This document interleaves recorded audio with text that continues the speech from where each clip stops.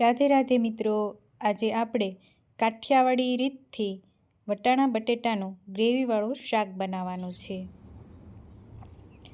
અમારી ચેનલ ગામડાની મહેકમાં તમારું હાર્દિક સ્વાગત છે।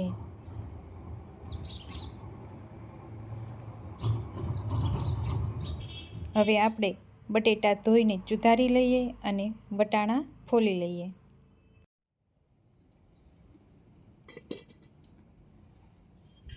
શાક બનાવવા માટે આપણે 3 પાવડા સિંગ તેલ નાખશું।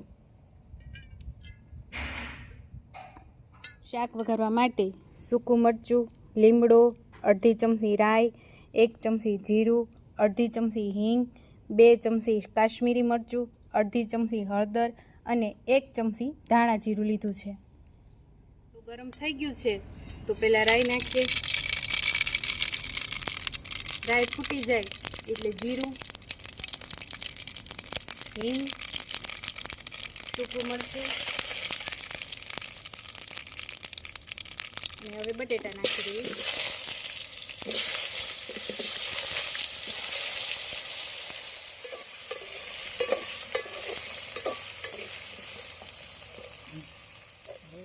બટાણા પણ નાખી દઈએ।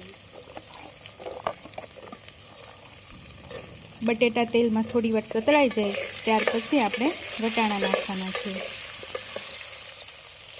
1 ચમચી મીઠું,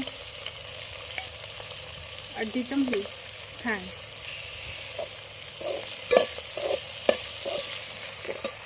હવે આપણે 1 વાટકો પાણી નાખવાનું છે।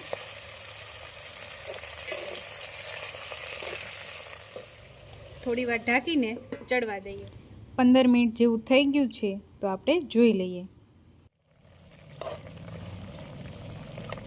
હવે આપણું શાક ચડવા આવી ગયું છે તો ટમેટા એડ કરી દઈએ।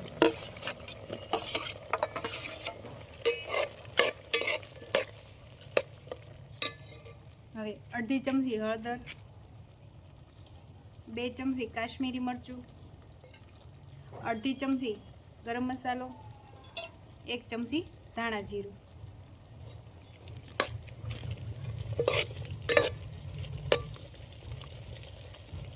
થોડી વાર હજી આપણે ઢાંકી દઈએ।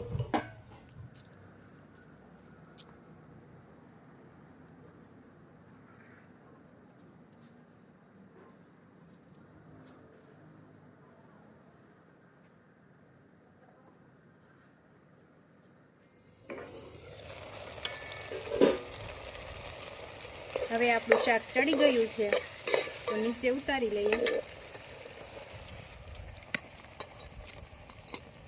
ઉપરથી ધાણા ભાજી નાખી દઈએ। તમે જોઈ શકો છો ચટાકેદાર બન્યું છે। હવે આપણું વટાણા બટેટાનું ગ્રેવીવાળું શાક તૈયાર થઈ ગયું છે। એકદમ ચટાકેદાર કાઠિયાવાડી સ્ટાઇલથી બનાવ્યું છે। વટાણા બટેટાના શાક સાથે બાજરીનો રોટલો બનાવ્યો છે। હવે આપણું કાઠિયાવાડી ખાણું તૈયાર છે। તમે જોઈ શકો છો વટાણા બટેટાનું ગ્રેવીવાળું શાક, બાજરીનો રોટલો, છાશ, મરચાં, ભઠ્ઠામાં શેકેલી કાજરી અને ગોળ